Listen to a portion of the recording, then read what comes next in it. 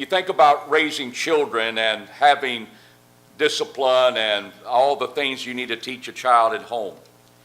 I think it's good to understand wisdom from God, and we understand that in the New Testament, children are to obey their parents, not because it's convenient, but because it's right.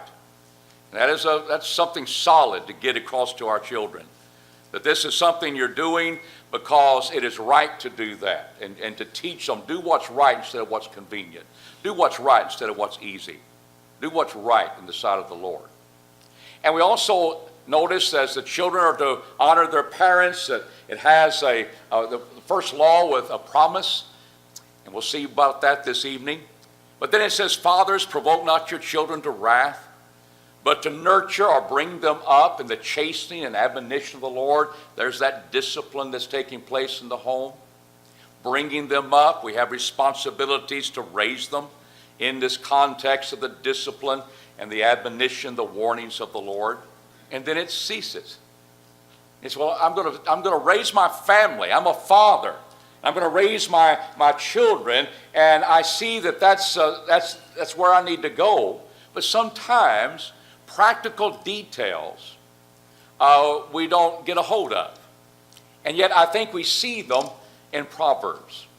And I want us to look at Proverbs, the 3rd chapter, verses 1 through 12, where we are observing in this context, which would be a paragraph in my Bible. That's why I'm looking at it as a completed thought, that how much practical instruction is given to help us as New Testament people, especially fathers, in raising their children.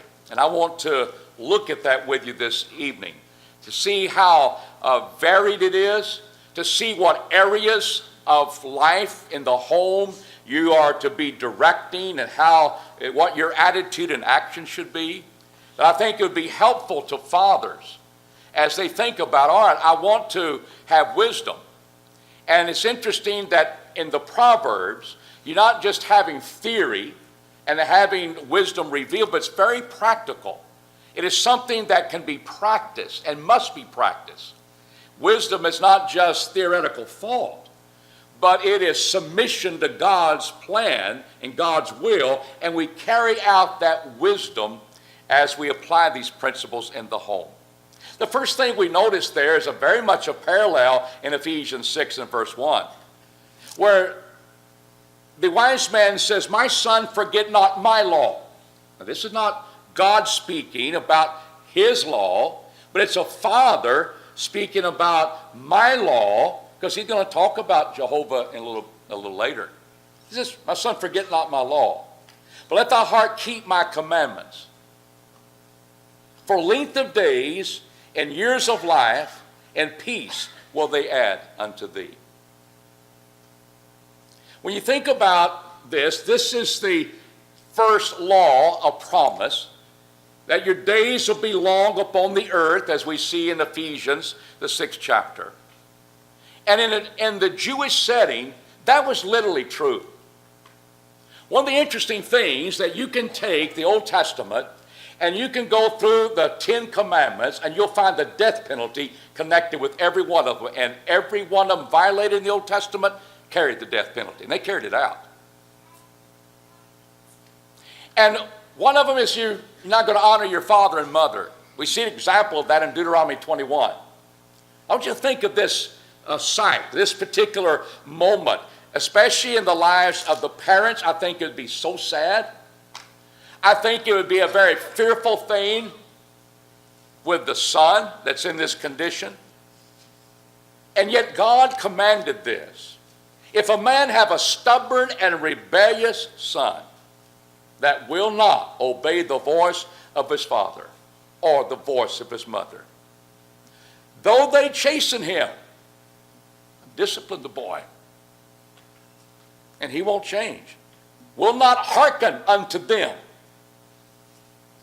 then shall his father and his mother lay hold on him, and I don't know how aggressive that is, and bring him unto the elders of the city and of the gate of his place, and they shall say unto the elders of his city, this our son is stubborn and rebellious. It will not obey our voice. What are you trying to get him to avoid? He's a glutton and a drunkard. You see the excess in his life with food and drink. We've disciplined him. He doesn't seem to change for the better. We've done all we can with him. Now, in our day and time, we say, that's just sad. We need therapy. We go do something for him. If you're a Jewish son, you're getting ready to be killed. And all the men of the city, of his city, it's his gate, his city, his elders, the men of his city, shall stone him to death with stones. And so shalt thou put away the evil from the midst of thee, and all Israel shall hear and fear. Yeah, that's going to happen. This is how we deal with stubborn and rebellious sons. Even old enough to get out of here and get drunk and live their own life and not listening to their parents, though the chastening has taken place, this is the end. So literally, if you don't obey your parents, you're not going to live long upon this earth. That's very much in the lives of the Jewish people. But that's how they dealt with evil in their midst, even with children and with parents. Now, young people, would you like that to be a law that we're following today? Would you still be alive? Would you still be around to hear this sermon? But there's the wisdom of dealing with our children, and the children are, I'll keep the law of my father. I will honor him and respect him along with my mother. Because I realize this is a law with promise. I live long upon the earth, comparatively speaking. It doesn't mean you're not going to get a disease and die. And if you get a disease and die, you must be a rebellious son. But we're not going to go there. But generally speaking, you have a longer life because you're following the wisdom and you're following the teachings that your parents have brought to you. Now, they have a responsibility to present the Word of God to you and the law of Moses during this particular time. But don't forget my commandments. Don't let your heart forget my commandments. You keep my commandments. It comes from the heart. It says, I am going to accept those things in my heart. I will not forget them, father and mother. I will carry them out in my life. And there's a blessing connected with that. So we see in Ephesians 6 and verse 1, we see the idea that, hey, I may avoid a lot of pitfalls listening to the commandments of my mother and father. It may start early. Don't go out there and play in the street with all the cars. It may help you a little bit later with drunkenness and all those things and the people you hang around. Parents have been young. You haven't.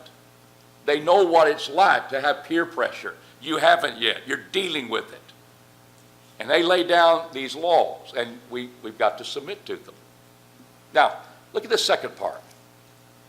Don't let kindness and truth forsake you. I'm impressed with how that reads and what impact that should have on our lives.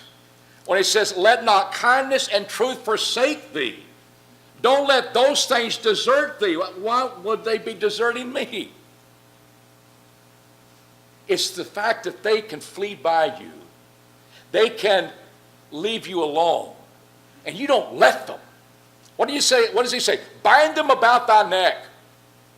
Write them upon the tablet of thy heart. Because those are things that can get away from you. Don't you ever let them happen in your life, son and daughter.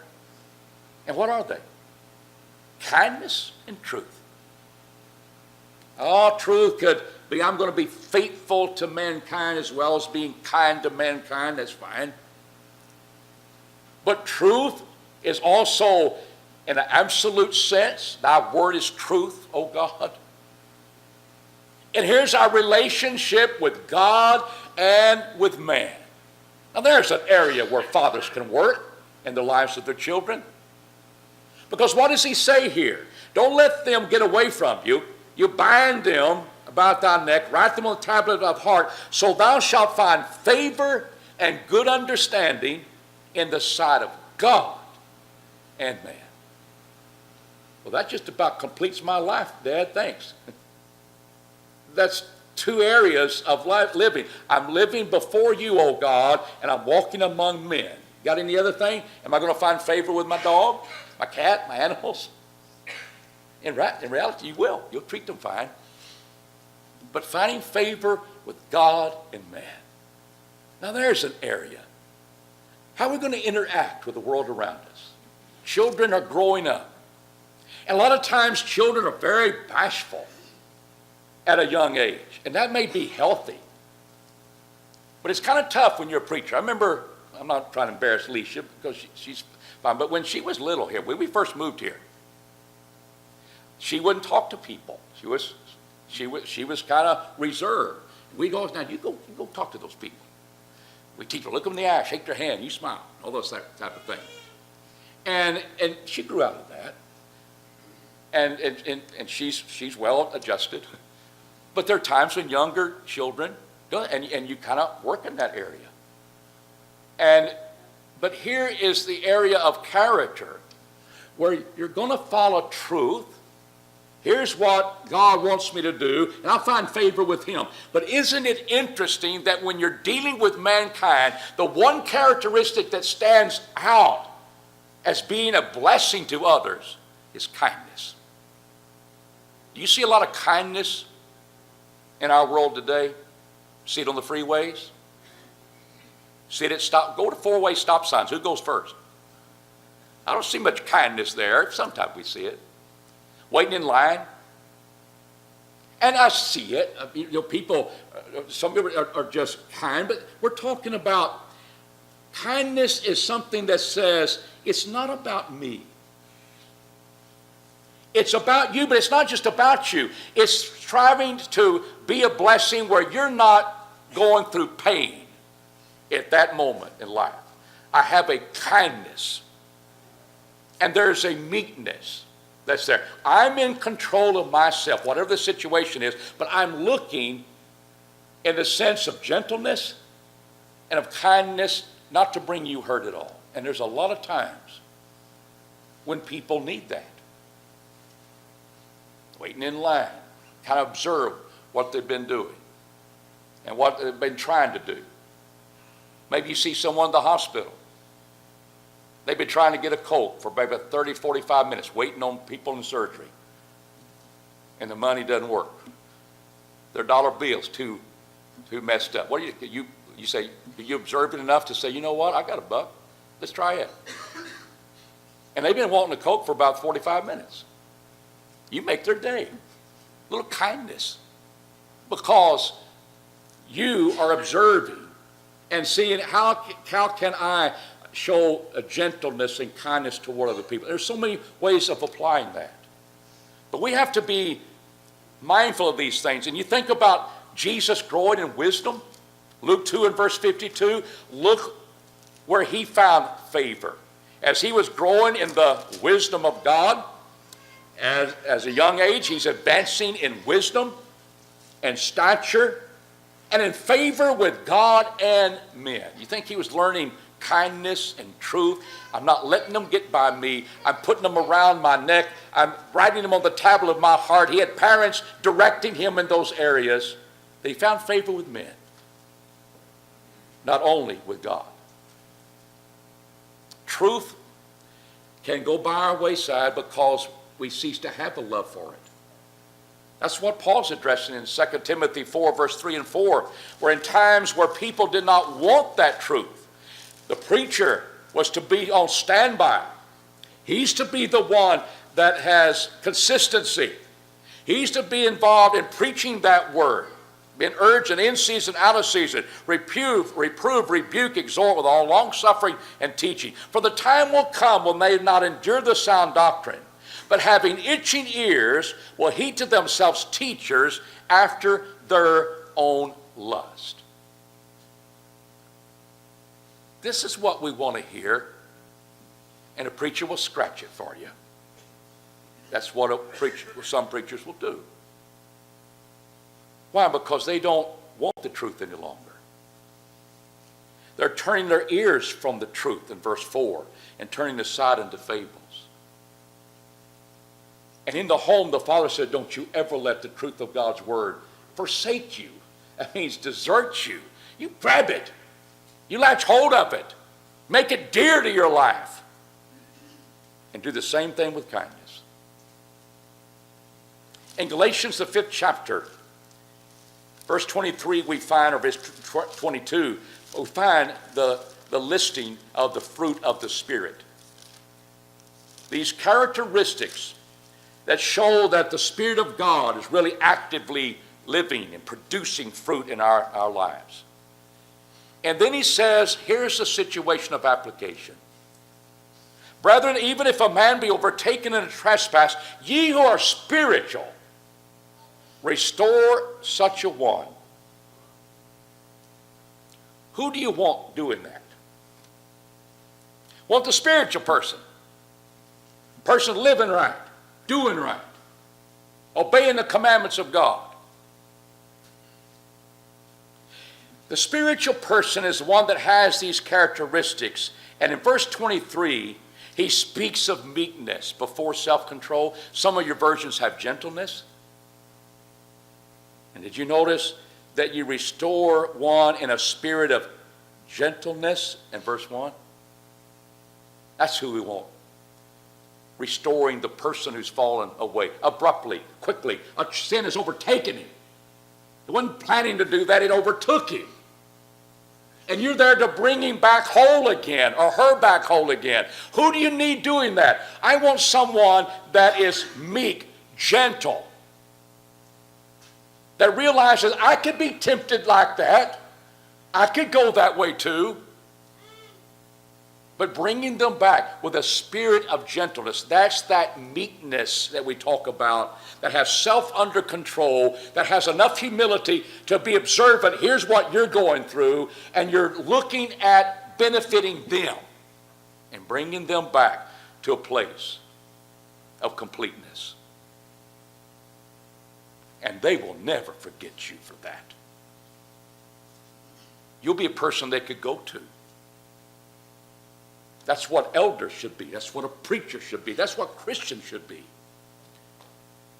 And if we learn that at a young age, what wonderful, practical wisdom is that? That we go out in this world and we're filled with kindness as we hold to truth. Following truth, God will always be on our side. And following kindness, we'll find favor with man and God. That's part of raising your children in the Lord. That's what we can teach them. Thirdly, Proverbs says that you need to acknowledge God in all your ways. It says you're not to lean upon your own understanding. Be not wise in your own conceits and your ideas. Notice what he says. Trust in Jehovah with all thy heart, and lean not upon thy own understanding. In all thy ways acknowledge him, and he will direct thy paths. Be not wise in thine own eyes, but fear Jehovah, and depart from evil. And it will be health to thy navel. It will be marrow to thy bones. It's going to be healthy for you. And sometimes young people, as they grow, they say, I got this all figured out. I'll go my way, thank you. I'll do it my way. I'll dress the way I want to. I'm going to be different, and I don't care what you say. And it's part of youth. And it's part of the fact that here is that robust nature of youth that is coming. I can do anything. I'm invincible. I'm bulletproof. And I can accomplish anything I want. And we want to channel that. We don't want to destroy it. But here's a way of channeling that in a way that the world will never do. Because the world's going to say, you trust in Jehovah? Why can't you trust in yourself? You're your own man. You're your own woman. You know, why do you lean not upon thy own understanding? You want a crutch in life? I don't need a crutch. Handle it myself. Be not wise in your own eyes. Oh, yeah, you got to ask God first if that's okay. I mean, that's the life we're talking about here. and you trust God with all that you have, and you're able to withstand the temptations of the world around you, because they don't look at it that way, especially in America. I mean, we pull ourselves up our own bootstraps, and we can do our own thing, and anytime we're leaning on somebody, I don't need anybody. I don't need a man, the woman says. I don't need anybody. I can do it myself. And sometimes young people are that way. 2 Timothy 2:22, Paul is addressing Timothy to flee from youthful lust and follow after righteousness, faith, love, peace, with them that call on the Lord out of a pure heart.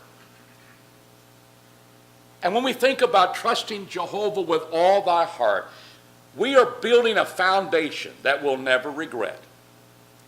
Some of the most unhappy Christians are those who trust in Jehovah with part of their heart. The rest of it I'll take care of myself.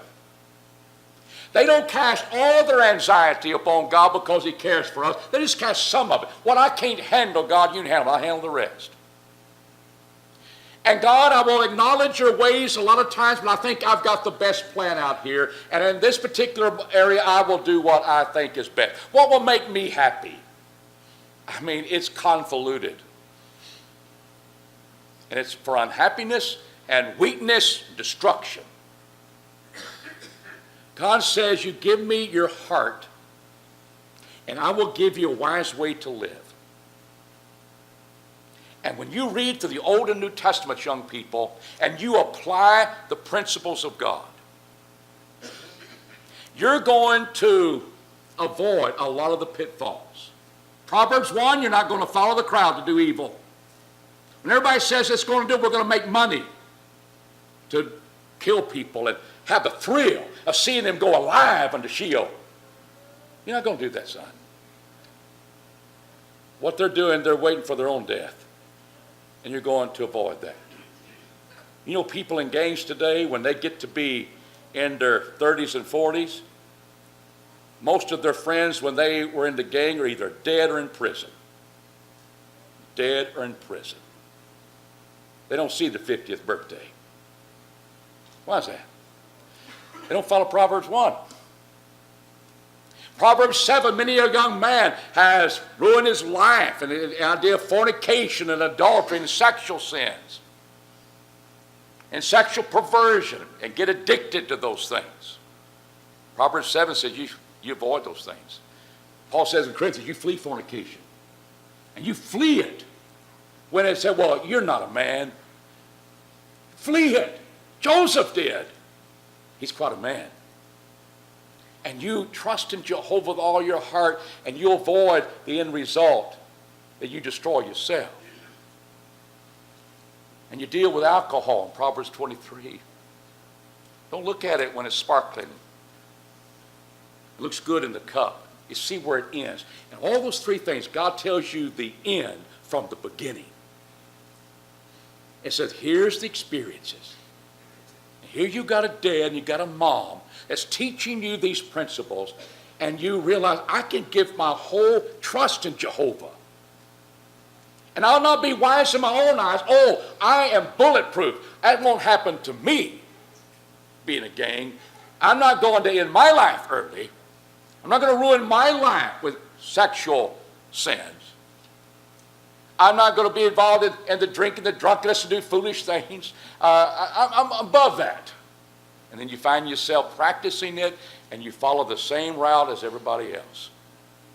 That's why you learn to trust Jehovah with all your heart, and don't follow things because they're right in your eyes, but realize that God will guide you.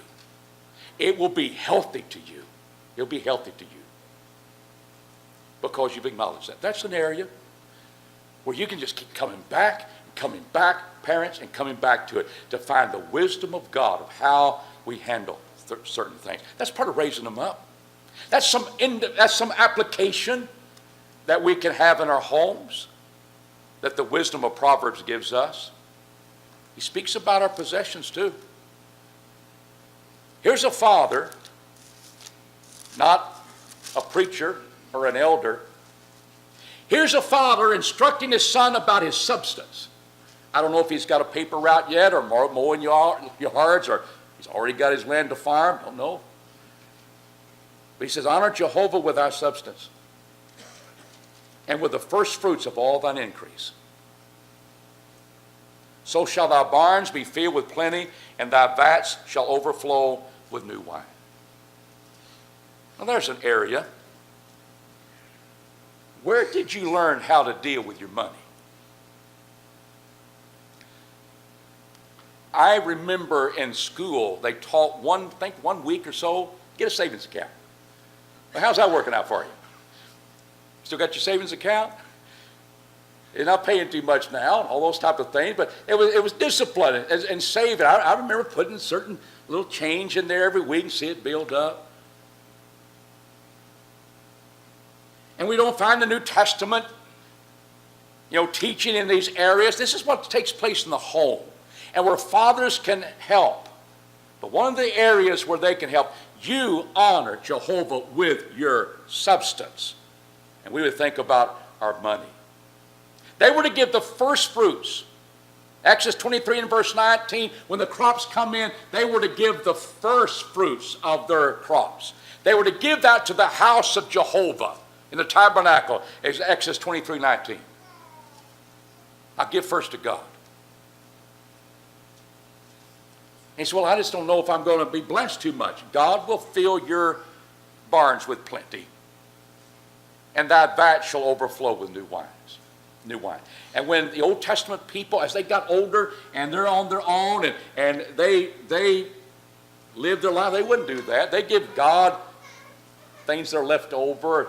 They would not give of their substance, and God didn't bless them. Well, that's Old Testament. What does Paul tell us in 1 Corinthians 16:2? Here's a need where brethren were to help needy brethren, and especially the inside of Gentiles, primarily Gentiles helping Jews, showing that we're one man in Christ. That was a little thing going on the side in this collection. But they were to give as they have been prospered. We're not talking about tithing, not talking about a percentage of how much that is. It's how God has blessed you on your journey, literally. But here's the point that I give God first. He's blessed me with this amount, and I will bless him first. Knowing that such cheerful giving, he'll repay. He'll take care of our needs. 2 Corinthians 9, verse 7 and 8, we find this brought out where the giving that they had done, he wants them to be generous and fulfill what they had planned.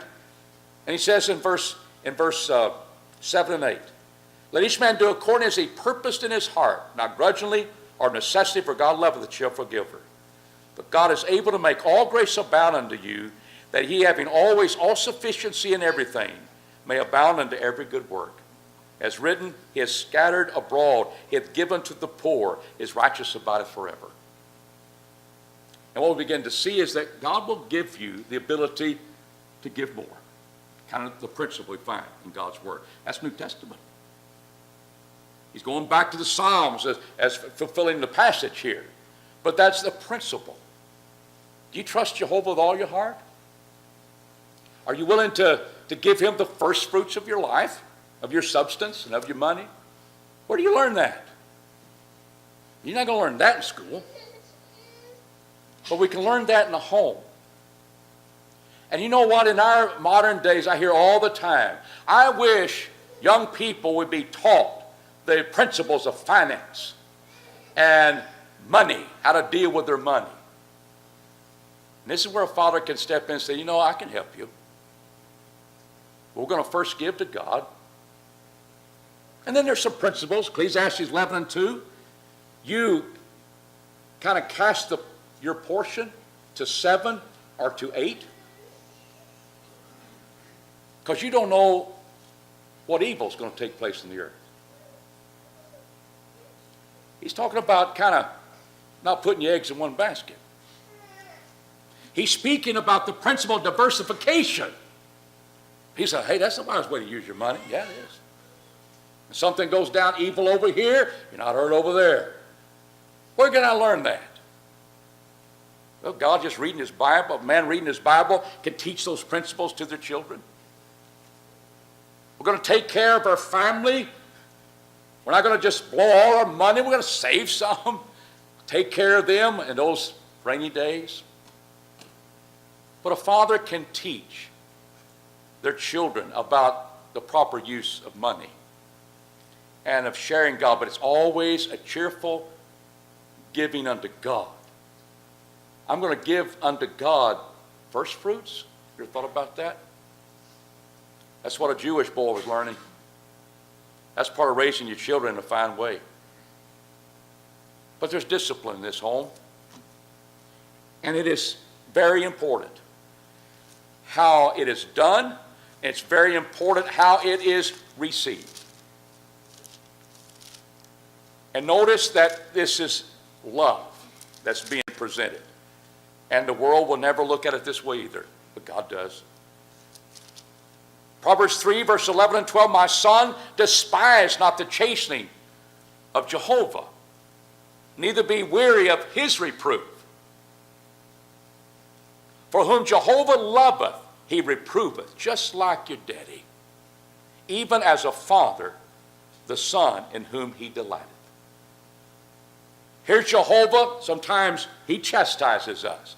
Did that a lot with the Jewish nation.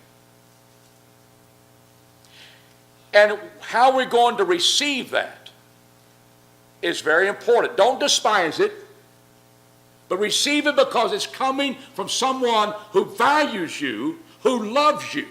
And that's the key. That's where the discipline is coming from. And yes, it's painful. But it's because I value you. That's this love that God has for us. And that should be seen in the life of the father with his children. Proverbs 13:24, and we could get a number of these. This is how love is expressed to children in the realm of discipline.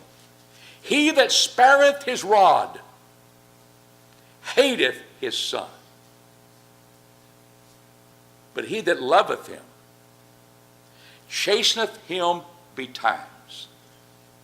Early, often, consistently. That's the way we should be disciplined. And we should realize that's because they love me. It's because they value me. That's that important. But Proverbs 15 and verse 5, a fool despiseth his father's correction. But he that regardeth reproof getteth prudence. Yeah, a fool that despises his father's correction is going to die with a stoning in the Old Testament. But they're foolish. So it teaches us, children, how we to react to discipline. And I think the Hebrew writer helps us understand this. In Hebrews, the 12th chapter, he speaks of this passage and the idea of God chastening his people. They have not resisted yet unto blood, verse 4, like Jesus has. Have you forgotten the exhortation which reasoneth with you as with sons? My son, regard not lightly the chastening of the Lord, nor faint when thou art reproved of him. For whom the Lord loveth, he chasteneth, scourgeth every son whom he receiveth. It is for chastening that you endure.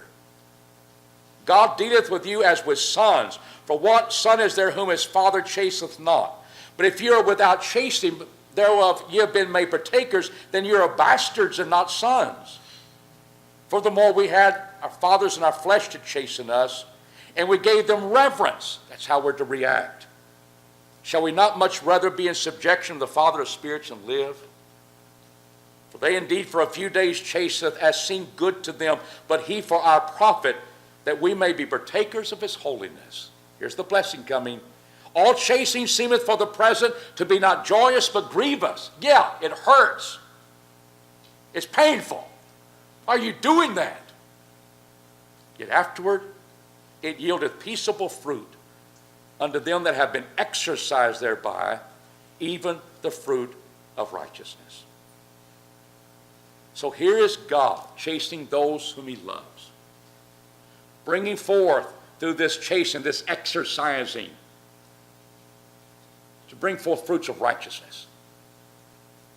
A person living a better life than before the discipline took place. So we see God instructing us. And yet today, if you see someone applying a rod to your children, you're probably going to get a call from you know who. That can happen. I think we have to be wise. And yet, that's the change in this world, that any type of physical punishment is abuse. And yet, if you do not spare the rod, he says, you don't love your child. If you spare the rod. And we have to come back to that. The world changes their views. God never changes. And you deal with this area. I remember, and you do too, you remember getting we call them whippings. I don't want to say that now because they may go back and get my dad and mom. Whippings. Because that's why I'm going to give you a whipping. Well, it wasn't literally with a whip, but it's with other instruments that hurt. And it was painful. And we've all heard it. It hurts me more than it hurts you. You don't believe that until you have your own children. We go through that life. But I always knew they loved me because they were spending time to correct behavior. They must value me. And I know sometimes it was done out of embarrassment, but sometimes they would wait until they calmed down from embarrassment to discipline me. And I remember more than once those things happened. I thought I got by with it. No. It came later. And they reminded you know what this is for? Yeah. And begin to realize that then that rod of discipline, it came from a heart that loves. And I can take that. And we can profit from that. Colossians 3:21 says fathers have to walk this line where, as we see in Ephesians, to not cause them to have wrath. But we see what kind of wrath we're talking about, this discouragement. Fathers, provoke not your children that they be not discouraged. Having that type of wrath that they're discouraged. How can that happen? Remember, the discipline must come early. That word early denotes the idea of early and consistently, often and consistently being applied. A lot of the problems comes when we're not consistent. When a father is beating up your mother, and then you get a whipping because you beat up your sister. That happens in homes. And you're looking at that and say, this doesn't make sense. How come I'm getting in trouble beating up my sister? You beat up mine all the time. You learn things. You see things. And you're discouraged by the hypocrisy of a father who goes out and gets drunk but says, you're not going to touch that stuff. Well, boy, mine going to get drunk like that. What are you doing, Dad? Hey, I just looked at your Playboy magazines. It's under your bed, Dad. Why can't I look at them? Why are you beating me today because I looked at them? I'm going to straighten you out, boy. Why don't you straighten yourself out, Dad? And that abuse is not coming from a heart of love that values you. Oh, there can be people that will be orderly. And they can be people that are going to discipline and make sure everything's orderly, and they're orderly. They have everything in the line, and they do everything perfectly. But they're too busy for you, children.